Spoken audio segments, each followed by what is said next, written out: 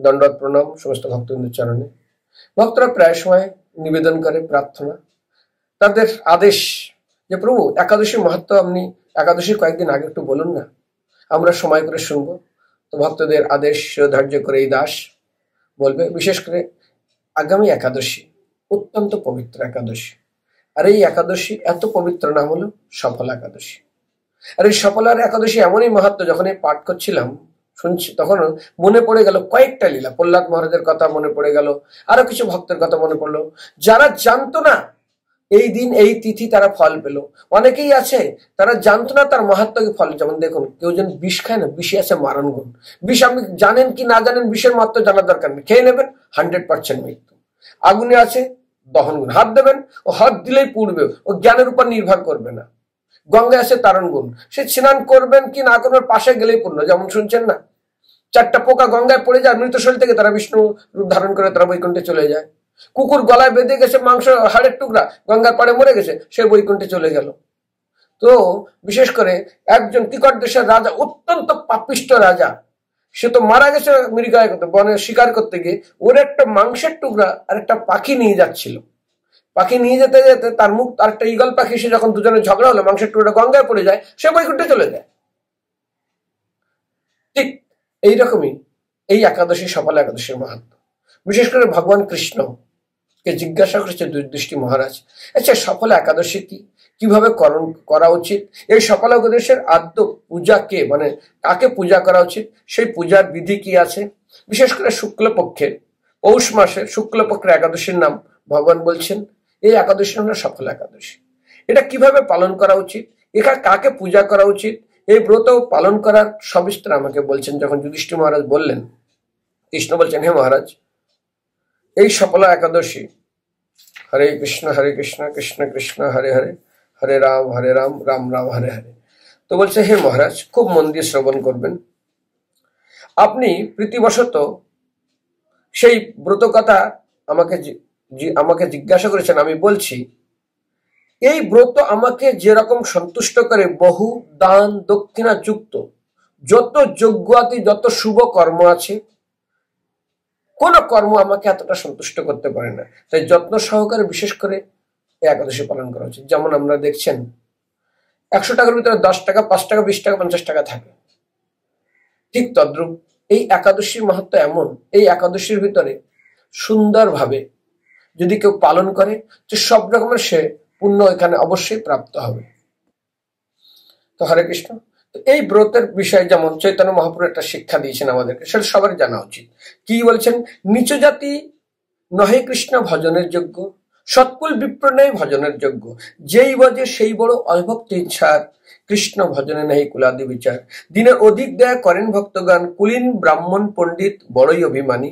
তো চৈতন্য মহাপ্রভুর শিক্ষাটা আমাদের মনে রাখতে হবে। তিনি যখন আমরা তপন মিশ্র গিয়ে মহাপ্রভু জিজ্ঞাসা করলেন সাধন সত্য তত্ত্ব কি করা উচিত, কিভাবে ভক্তি করা উচিত, কি করে আমি ভগবানের কাছে যেতে পারি উচিত, তখন মহাপ্রভু বলেছিলেন, শুনো মিশ্র, কলিযুগে নাহি তপযজ্ঞ, যেই জন ভজে কৃষ্ণ সেই মহাভাগ্য, অতএব গৃহে তুমি কৃষ্ণ ভজ গিয়া, খুঁটিনাটি পরিহারি একান্ত হইয়া, সাধন সাধ্য তত যে কিছু তোমার, হরিনাম সংকীর্তনে মিলিবে সকল, অতএব কলিযুগে নামযোগ্য সার, আর কোন ধর্ম করলে নাহি পার, রাত্রে দিনে নাম লয় খাইতে শুইতে, তাহার মহিমা বেদে নাহি পারে দিতে। তো অনেক সময় ভক্তরা জিজ্ঞাসা, এই যে হরিনাম বাদ দিয়ে এই যজ্ঞ, এই এইটা করবো সেটা করবো, এইগুলো করে, আরে মূর্খ নাকি তোমরা?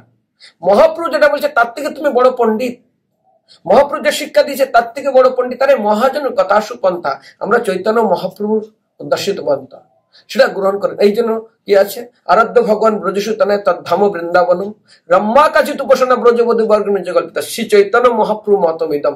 চৈতন্য মহাপ্রভু যেটা নির্দেশ দিয়েছে, না তত্রাদরি না পরহ, অন্য কোনো কিছু তুমি মনে করো না। তুমি সবকিছু তপন মিশ্রকে যদি ভগবান বলতে পারে যে এর থেকে সব সিদ্ধি হবে তোমার, এই বিষয়ে তোমার কিছু চিন্তা নেই, আর হরিনাম থেকে কেন হবে না? ঠিক শাস্ত্রে আজ এই সফলা একাদশীর মাহাত্ম্যে ভগবান বলছেন, পৌষ মাসের কৃষ্ণপক্ষের একাদশীর নাম সফলা। নাগদের মধ্যে যেমন শেষ নাগ, পক্ষীদের মধ্যে যেমন গরুড় শ্রেষ্ঠ, মানুষের মধ্যে যেমন ব্রাহ্মণ শ্রেষ্ঠ, দেবতাদের মধ্যে যেমন নারায়ণ শ্রেষ্ঠ, তেমনি সকল ব্রতের মধ্যে একাদশী ব্রতই হলো সর্বশ্রেষ্ঠ। হে মহারাজ, যারা এই ব্রত পালন করেন তারা আমার অত্যন্ত প্রিয়, তাদের এই জগতে ধন লাভ এবং পরজগতে মুক্তি লাভ অনিবার্য। হাজার হাজার ব্রত তপস্যার যে ফল লাভ হয় না, একমাত্র সফল একাদশী রাত্রে জাগরণে সেই ফল অনায়াসে প্রাপ্ত হয়। আমি বলছি না, কৃষ্ণ বলছে। হাজার হাজার ব্রত করুন, কিন্তু একাদশী ব্রত করুন, কোটি গুণ ফল পাবেন। তো বলছে, আচ্ছা কোন একটা কাহিনী বলুন তো। তখন ভগবান কৃষ্ণ মহিমত রাজার কাহিনী, যেখানে চম্পাবতী নগরে তিনি বাস করতেন। তার 4 জন পুত্র ছিল। তার বড় পুত্র নাম ছিল লুম্ভক। আর লুম্ভক অত্যন্ত তিনি সমস্ত খারাপ আচরণে, অর্থাৎ বদভ্যাস যাকে বলা হয়, কারণ সন্তান 4 প্রকার হয়: ঋণজাতক সন্তান, শত্রুজাতক সন্তান, উদাসীন সন্তান আর পাপকর্মজনিত সন্তান। তো সেই জন্য আজ দেখুন, দুষ্কর্মজনিত সন্তানের ফলে দুর্যোধন পুরো বংশ সমাপ্ত হয়ে গেল। বিদুর উপদেশ দিচ্ছে, তাকে বের করে দিল। ঠিক রাবণ। বিভীষণ যখন উপদেশ দিচ্ছে দাদা, বলছে ওকে বের করে দিল, শুনলেই না, বংশ সমাপ্ত হয়ে গেল।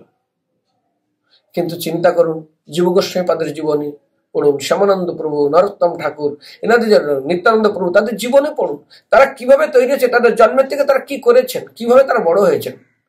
আর এনাদের জীবনে পড়ুন, সম্পূর্ণ উল্টা। এই যখন জয় বিজয় জন্মগ্রহণ করলো, তখন কত অরাজকতার সৃষ্টি হয়ে গেল। তো বিশেষ করে এই ছেলে কি করলো, লুম্ভক, তিনি এমন মদ মাংস 4টা পাপকর্ম স্থানে আছে না, নেশা করা উচিত না, জুয়া খেলা উচিত না, আমিষ খাওয়া উচিত না, অবৈধ সঙ্গ, 4টা নিয়ম রাজা মহিমতি তার রাজ্যের সবাই পালন করতে অত্যন্ত নিষ্ঠা সহকারে। আরেকটা, কিন্তু এই ছেলে এই বদ অভ্যাসের জন্য কি হলো না, তিনি সম্পূর্ণ এমন অত্যাচারে বাবা বিরক্ত হয়ে তাকে রাজ্য থেকে বিতাড়িত করে। এবার বিতাড়িত হওয়ার পর কি করবে, গৃহ থেকে বের করে দিয়েছে। কোথায় যাবে, কি করবে, চুরি করা ধরলো, তাকে আবার ধরে নিল সৈনিকরা। রাজার ছেলে বলে তাকে রক্ষা করলো, কিন্তু পালন দিল। দ্বিতীয়বার দেখা হলে তাকে অবশ্যই পানিশমেন্ট দেবে। এবার তিনি জঙ্গলে চলে গেলেন, কোন রকমের পশু হত্যা করে এই ফল মূল কন্দ খেয়ে তিনি জীবনে বেঁচে থাকেন। কিন্তু এমন একদিন তার চলে আসে, তেমন কিছু তার শরীর দুর্বল হয়ে যায়। সেটা হলো শীতের সময়। কিছু ফল ছিল, দশমীতে কয়েকটা ফল মূল কন্দ খেয়ে ছিলেন। তারপর দিন শরীর এত দুর্বল হয়, তিনি আর কিছুই করতে পারলেন না, শরীর অসুস্থ হয়। একাদশীর দিন একটা বট গাছের নিচে তিনি অবস্থান করলেন। বট গাছকে ভগবানের স্বরূপ মানা হয়, বিশ্বনাম অশ্বত্থ বৃক্ষ। ঠিক সেরকমই তো ওখানে তিনি থাকলেন আর সারাদিন কান্না করলেন, হে ভগবান, আমার কোন পাপকর্মের ফলে আমার এই দুর্গতি, আজ আমাকে এইভাবে বাস করতে হচ্ছে। খুব মনের ভিতরে অনুশোচনা হলো এবং কৃষ্ণকে খুব কান্না করে করে ডাকলেন, আমার কি এইভাবেই জীবনযাপন হবে, আমার না খেয়ে জীবন যাবে। একে তো সারাদিন তিনি কিছু খেতে পারেননি, আর রাত্রে প্রচন্ড ঠান্ডায় তিনি ঘুমাতে পারেননি। এই জন্য একে তো সারাদিন তিনি না খাওয়ার জন্য, রাত্রে ঠান্ডা যদি ঘুমাতে না পারার জন্য কি হয়, তার একাদশী ব্রত পালন হয়। আর যখন তার ব্রত একাদশী ব্রত পালন হয়, তখন সকালবেলা তার শরীর অচৈতন্য হয়ে গেছে ভোরের দিকে। তারপরে তিনি উঠে কিছু ফল টল কিছু খেলেন। হঠাৎ দৈববাণী হলো, আরে লুম্ভক, তুমি গৃহে ফিরে যাও। আজকে একাদশী তিথি, দ্বাদশী তিথি, তুমি অজ্ঞাতসারে তোমার একাদশী পালন হয়েছে, তুমি তোমার রাজ্য ফিরে পাবে।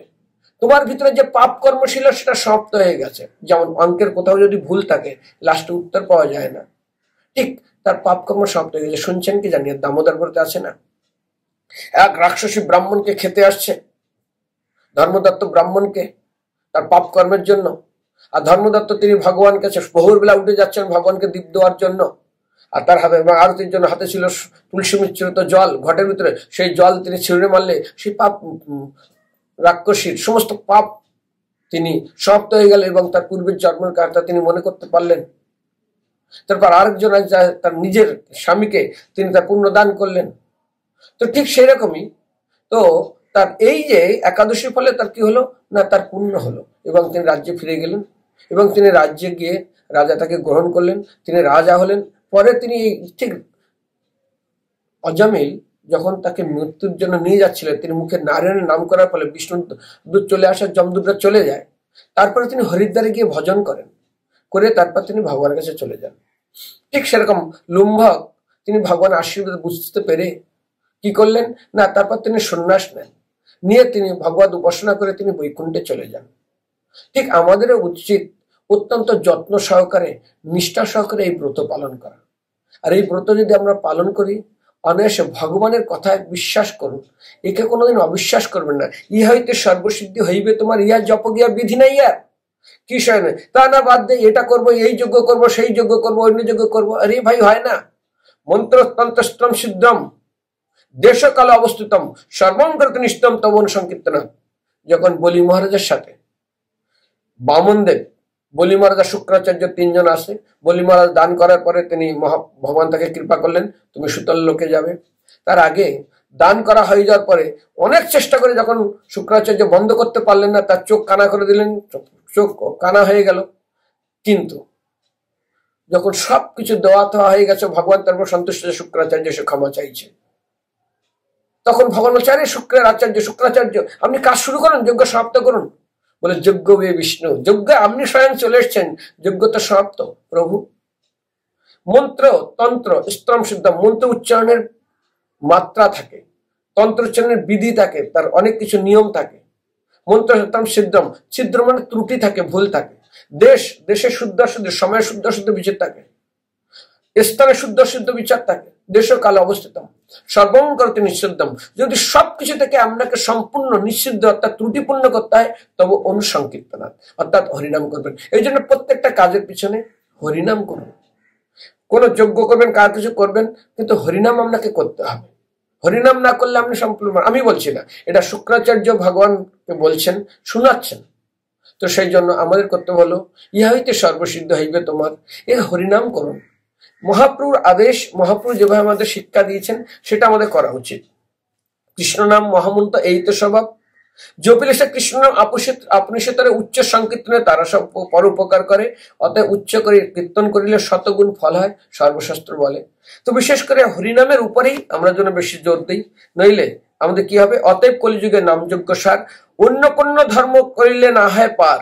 আমাদের অন্য কিছু করার দরকার নেই। আর সেটাকে মহাপ্রভু কি বলেছেন, হরের নাম হরের নাম হরের নাম কেবলম কলৌ নাস্তব্য করতে হবে। বাংলা কি বলছেন, কলিকালে নাম রূপে কৃষ্ণ অবতার, নাম হইতে হয় সর্বজগত নিস্তার, দাড্ড লাগিয়েবে নাম উক্তি 3 বার, জড়লোক বুঝাইতে পুনঃ একবার, কেবল শব্দ পুনরূপে নিশ্চয় কারণ, জ্ঞান যোগ তপ কর্ম আদি নিবারণ, অন্যতা যে মানে তার নাহিক নিস্তার, নাহি নাহি নাহি উক্তি 3 বার। আপনি অন্য কিছু করবেন, আপনি নিস্তার পাবেন না। এই জন্য চৈতন্য বিশেষ করে বলছে, গৌর যে নাম শিখাইল সেই নাম গাও, অন্য নাম মাহাত্ম্যে সেই নামে পাও, এক কৃষ্ণ নামে সর্বপাপ যাবে, আর এক কৃষ্ণ নামে কৃষ্ণ প্রেম পাবে, কৃষ্ণ মন্ত্র হইতে হবে সংসার মোচন, কৃষ্ণ নাম হইতে পাবে শ্রীকৃষ্ণের চরণ। সেই জন্য নিঃসন্দেহে ভগবানের নাম করুন। হরে কৃষ্ণ, নিতাই গৌর প্রেমানন্দে হরি বল।